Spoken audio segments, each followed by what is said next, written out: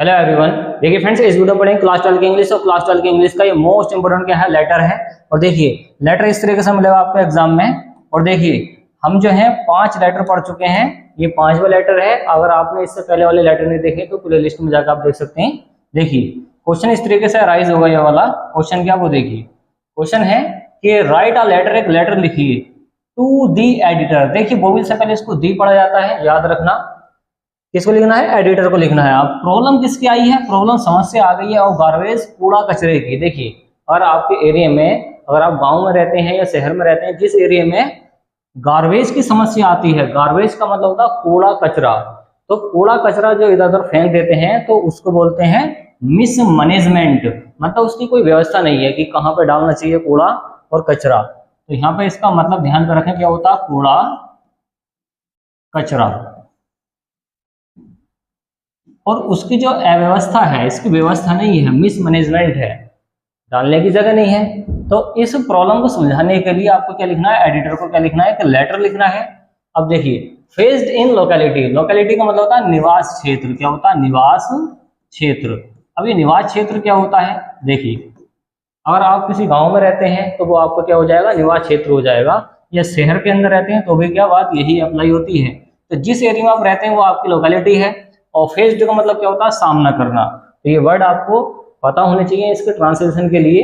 देखिए इतना लिखने के बाद में देखिए तो पेपर में मिलेगा, जस्ट उसके नीचे आप क्या लिखेंगे, इस तरीके से एड्रेस लिखेंगे। ये काठमांडू, यहाँ पे एड्रेस पड़ा हुआ है, जिस एरिया में आप रहते हैं वहां पे अपना एड्रेस फिल कर सकते हैं। तो यहाँ पर काठमांडू है, तो आप अगर मुरादाबाद में रहते हैं तो यहाँ पर मुरादाबाद फिल कर सकते हैं। जस्ट उसके नीचे आपको लगानी है डेट, और डेट है यहाँ पे 1 जनवरी 2024, 2024 लिखा हुआ। आप जिस डेट को आप लिख रहे हैं वहां पे डेट लिख सकते हैं।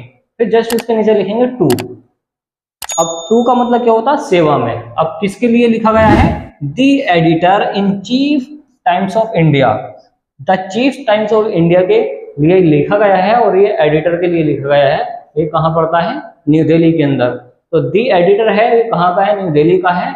और ये जो न्यूज़पेपर है ये है chief times of India, new Delhi. देखिए फिर जस्ट उसके नीचे लगाएंगे आप सब्जेक्ट। सब्जेक्ट में देखिए क्या होता है, जो आपके एरिया में प्रॉब्लम है वो सब्जेक्ट में बताई जाती है। देखिए सब्जेक्ट का मतलब यहाँ पे उद्देश्य ये है, किस बारे में आप ये लेटर लिख रहे हैं वो प्रॉब्लम आपको यहाँ पे बतानी है। देखिए प्रॉब्लम यहाँ पे बताई गई है, problem of mismanagement garbage. Mismanagement का मतलब होता है अव्यवस्था। क्या होती है, अव्यवस्था, अव्यवस्था। तो आपके एरिया में क्या अव्यवस्था हो गई है, मिसमैनेजमेंट हो गया किसका, गार्बेज का। गार्बेज होता कूड़ा कचरा।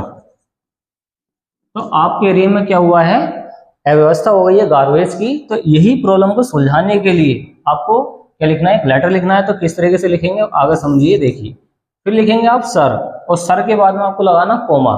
इसका मतलब होता है श्रीमान। अब जस्ट उसके नीचे जो आपको प्रॉब्लम आई है वो आपको प्रॉब्लम बतानी है इंग्लिश में इस तरीके से। कैसे, आई एम राइटिंग।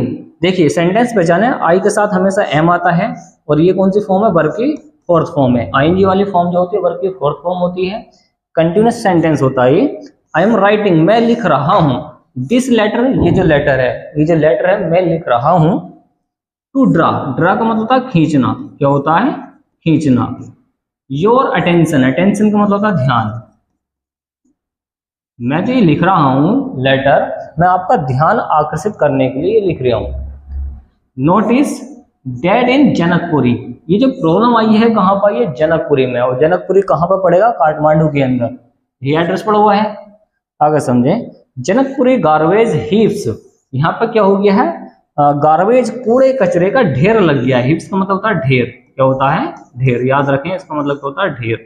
और लाइंग, वो पड़ा है। देखिए एक होता है लेइंग, एक होता है लाइंग।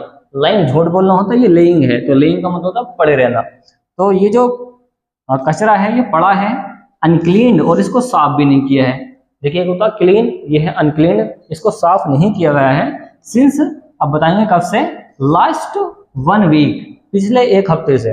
पिछले 1 हफ्ते से इसको क्लीन नहीं किया गया है, जो गार्बेज यहाँ पे पड़ा है। द गार्बेज, ये गार्बेज ही लिखा हुआ है। The garbage has been broken since days. जो गार्बेज है बहुत दिनों से यहाँ पे पड़ा है और ये क्या हुआ है, सड़ गया है। आगे है the trace is 40 decaying. The trace का मतलब होता है ये जो कचरा पड़ा था ये 40 डिकेइंग 40 दिनों से सड़ रहा है। डिकेइंग का मतलब होता है सड़ना, क्या होता है, सड़ना। तो 40 दिनों से ये सड़ लिया है। एंड कोजिंग का मतलब होता है कारण, क्या होता है, कारण, जिसके कारण क्या हुआ है, फॉल स्मेल, बहुत बुरी बदबू आती है। देखिए फॉल स्मेल का मतलब गंध होती है, तो एक बहुत अजीब सी बदबू आती है इसके अंदर से। आगे समझिए, देखिए जर्म्स का मतलब क्या होता है, कीटाणु, क्या होता है, कीटाणु। एंड इंसेक्ट्स क्या होते हैं, कीड़े।